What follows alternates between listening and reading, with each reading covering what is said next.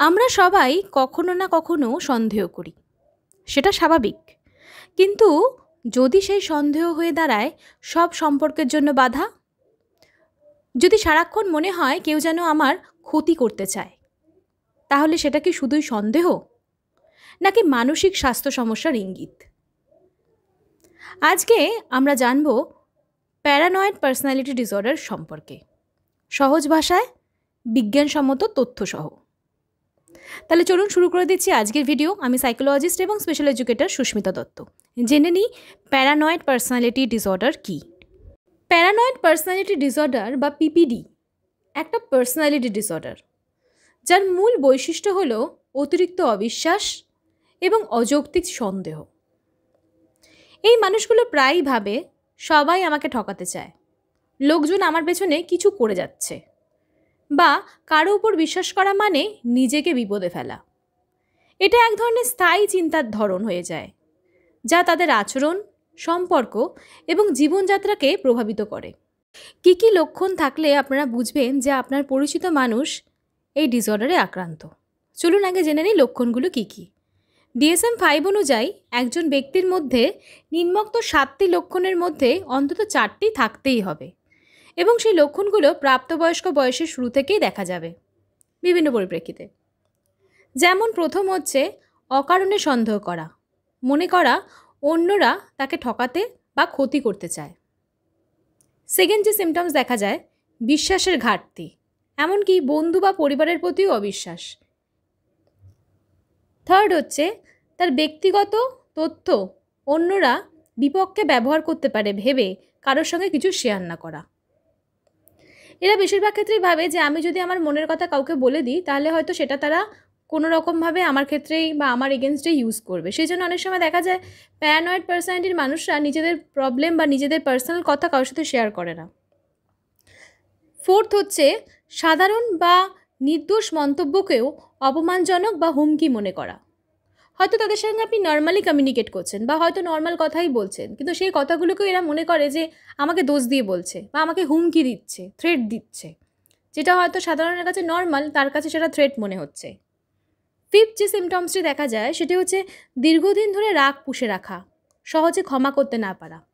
Generally আমরা কি করি, রেগে গেলে হয়তো আমরা রেগে গিয়ে কিছু বলে ফেলি এবং তারপরে হয়তো অনেকেই ভুলে যাই, কিন্তু প্যারানয়েড পার্সোনালিটি ডিসঅর্ডারের মানুষরা কিন্তু রেগে গেলে সহজে ভোলে না, ওটাকে পুষে রেখে দেয়। সিক্স যে সিমটমটি হচ্ছে সেটি হচ্ছে সবসময় মনে করা সঙ্গী বা প্রেমিক প্রেমিকা বিশ্বস্ত নয় কোনো প্রমাণ ছাড়াই। যাদের মধ্যে প্যারানয়েড পার্সোনালিটি ডিসঅর্ডার দেখা যায় তারা ভীষণ তাদের পার্টনারকে সন্দেহ করে। হয়তো তারা ভাবে কি যে তার পার্টনার হয়তো কোনো এক্সট্রা ম্যারিটাল রিলেশনশিপে আছে। যদি হয়তো তারা ফোনে কারোর সঙ্গে কথা বলে তো হয়তো কল রেকর্ড করে রাখে যে কার সঙ্গে আমার পার্টনার কথা বলছে, বা বারবার ফোন চেক করছে কেন। বারবার ফোন চেক করা মানেই হচ্ছে হয়তো আমার পার্টনার অন্য কারোর সঙ্গে রিলেশনশিপে আছে। সেভেন্থ হচ্ছে নিজের সম্মান বা মর্যাদা নিয়ে অতিরিক্ত সংবেদনশীলতা। এই ধরনের সিমটমস কিন্তু প্যারানয়েড পার্সোনালিটি ডিসঅর্ডারের মধ্যে লক্ষ্য করা যায়, এবং অনেক সময় দেখা যায় যে এই সিমটমসগুলো আপনারা তখনই ভালো করে বুঝতে পারবেন যখন আপনারা সেই মানুষটির সঙ্গে সম্পর্কে থাকবেন। সম্পর্কের দেখবেন প্রথমে 2-3 দিন যাওয়ার পর থেকে দেখবেন এরা আপনাকে প্রচণ্ড সন্দেহ করবে।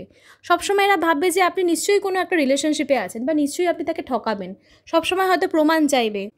চলুন এবার জেনে নিন যে পিপিডি হওয়ার কারণ কি, কেন মানুষ প্যারানয়েড পার্সোনালিটি ডিসঅর্ডারে আক্রান্ত হয়। পিপিডির নির্দিষ্ট কোনো কারণ কিন্তু জানা যায়নি, কিন্তু কিছু ঝুঁকিপূর্ণ কারণ আছে। যেমন শৈশবে আবেগগত অবহেলা বা শারীরিক মানসিক নির্যাতন। যদি কোনো মানুষের এরকম হিস্ট্রি থাকে তাহলেও কিন্তু সেই ব্যক্তির পিপিডি হতে পারে। পরিবারে যদি কাউকে এই ধরনের সমস্যা থাকে, পরিবারে যদি কারোর মধ্যে পিপিডি থাকে, তাহলেও কিন্তু অনেক সময় তার পরবর্তী জেনারেশনেরও পিপিডি হতে পারে। পরিবেশগত প্রভাব, যেমন বারবার বিশ্বাসভঙ্গের অভিজ্ঞতা, এগুলো মিলে ব্যক্তি ধীরে ধীরে এমন এক প্রতিরক্ষামূলক মানসিকতা গড়ে তোলে যেখানে সবাইকে শত্রু মনে হয়। অনেক সময় দেখা যায় যে প্যারানয়েড পার্সোনালিটি ডিসঅর্ডারে যে রিলেশনশিপের ক্ষেত্রে হয়তো দেখা যায় যে তারা বারবার ঠকে, বা হয়তো তার যে পার্টনার সে হয়তো খুব খারাপভাবেই তার বিশ্বাসভঙ্গ করেছে। তো সেই কারণে অনেক সময় দেখা যায় যে তার পরবর্তী যে পার্টনার থাকে বা সেকেন্ড যে পার্টনারকে সে সিলেক্ট করে সে ঠিকমতোভাবে তাকে বিশ্বাস করতে পারে না। তার সবসময় মনে হয় যে সবাই বিশ্বাসঘাতক, আমাকে তো সবাই ঠকাবে। এই একটা বিলিফ সিস্টেম নিয়েও কিন্তু অনেক সময় দেখা যায় যে ব্যক্তির মধ্যে প্যারানয়েড পার্সোনালিটি ডিসঅর্ডারের কিছু ক্যারেক্টারিস্টিক্স দেখা যেতে পারে। এবার চলুন জানি যে সমাধান বা চিকিৎসার পথ কী। প্যারানয়েড পার্সোনালিটি ডিসঅর্ডার সহজে কিন্তু বদলায় না, কারণ এটি ব্যক্তিত্বের গঠনের অংশ।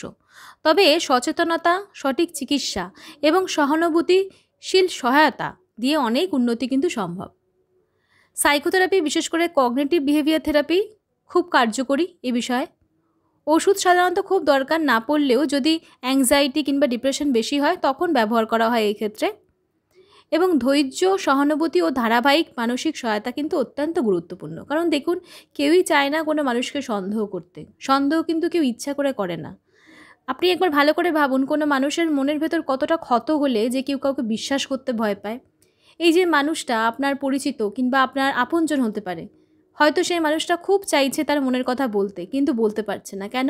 কারণ তার মনে হচ্ছে হয়তো বললেই সেই মানুষটা আমাকে নিয়ে আলোচনা করবে, আমার এগেনস্টে হয়তো সেটা ষড়যন্ত্রভাবে ইউজ করবে, বা আমার এগেনস্টে হয়তো ষড়যন্ত্র করবে।